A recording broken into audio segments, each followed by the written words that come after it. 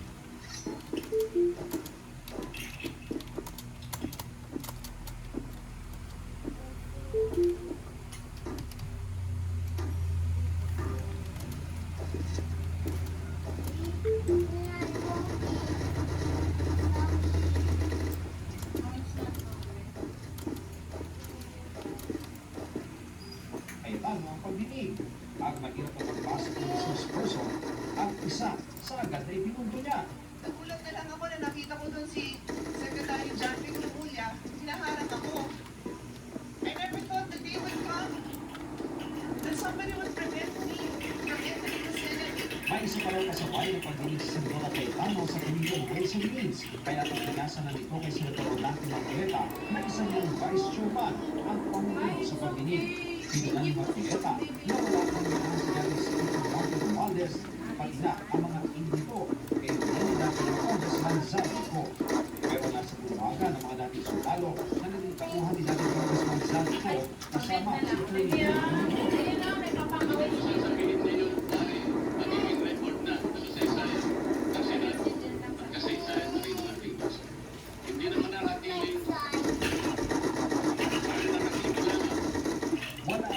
Lulibon Committee Secretariat, kaya sa President Cayetano na ang nangyayari sa pagpapalito ng resource persons. May po rin nagpatulang live feed ng Senado. Dati na nagsalita ang mga dating sundalo sa pagbibigay ng malimalit ng pera na bahagi ng pondo mula sa mga substandard o ghost flood control projects at iba infrastruktura. Ang kanilang affidavit na isulatilan nila sa Office of Ombudsman, nagbigay ng kopya sa Pilipinas sa Attorney Manigol sa pagdinig ng aksyon ni Cayetano na inuwa ng sundalo at sinubal kong ibigay ng malimalit ng pera mula ng Nagpawin at Appropriations Committee Chairman si dating Congressman Zaldico ang nagsimawala sa poder. Ayon sa kanila, tatlohan ng 4 beses katinig na sila yung malita may pera na hindi bababa sa 20 malita. Yung imarang sukat ng malita. Gaano ba ang laman ng tinatawag ng small? Yung small yung nalaman sa million. Yung video,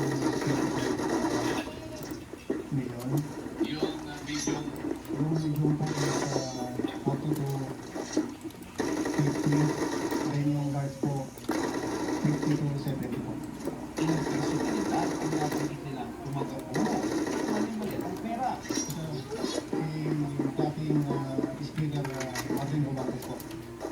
Meron po kami video at saka mga pictures. Nakapagtid pa raw sila sa Ilocos. para kanino naman yung dinala ninyo? Ang narinig ko po nun sir, para kay President Marcos.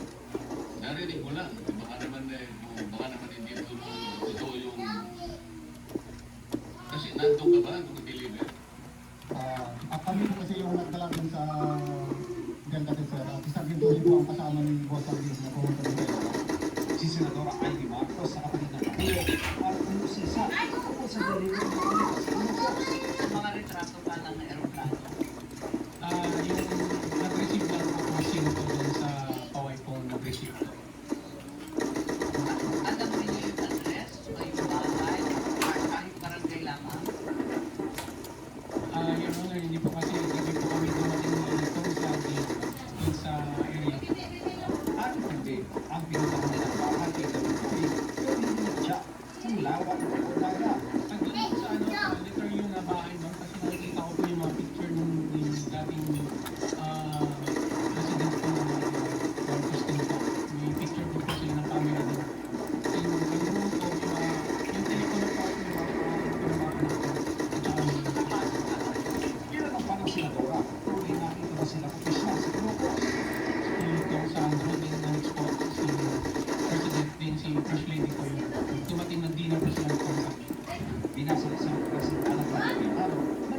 sa affidavit ang mga dating soldado na kasama sa nahatid ng maleta si Senador Tito Soto ng panahon ng kampanya noong 2024. Nagulat ako dito po sa letter E or ito nakalagay dito, nag-deliver kay Senator Tito Soto.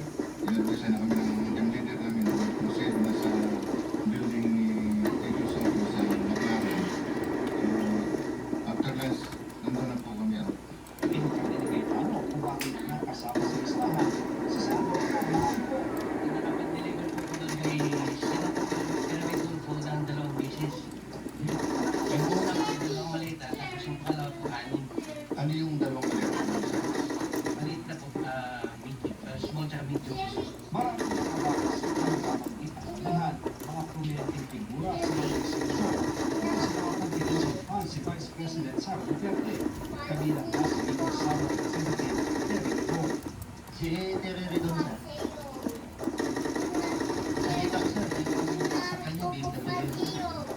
Pero rito, may congressman kayo. Yes sir, Ilang maleta naman ang binigay? isang maliit. Dapat daw, kanina, mga miyembro ng mga bayan at sa Agricultural Specialty, Lina de Lima. Kasama rin ang pinagiging ng pera, si Father Lani Villanueva, na nilang tumutulong sa kamaling ng mga expert Philippines noong panahon ng War on Drugs. Si Padre Plano ay hinatiran ko ng pera ko sa Mindanao. Isang sobre yun sa Nakalkan din pati ang mga investigador mula sa International Criminal Court na dumating sa bansa na inasistihan din daw ng mga dating sundalo kasama isang aid na dating Congressman Sandy Go. May delivery na daw kay dating DOJ Yusek Jojo Caris noong December 2 at 5. Inalmahan naman ng mga dating sundalo ang binasang report ni Senate President Alvin Cayetano tungkol sa sinabi ni NBI Director Melvin Matiba na binayaran daw ni dating Congressman Mikey Verso ang mga dating sundalo ng ₱1,000,000 para sa kanilang pag-testify. Ang pamilya namin ngayon gutom.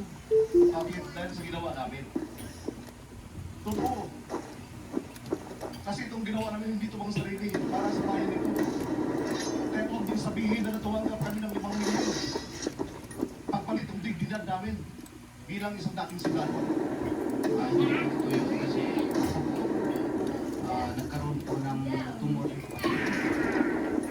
Actually, namatay po siya ngayon eh. Hindi na.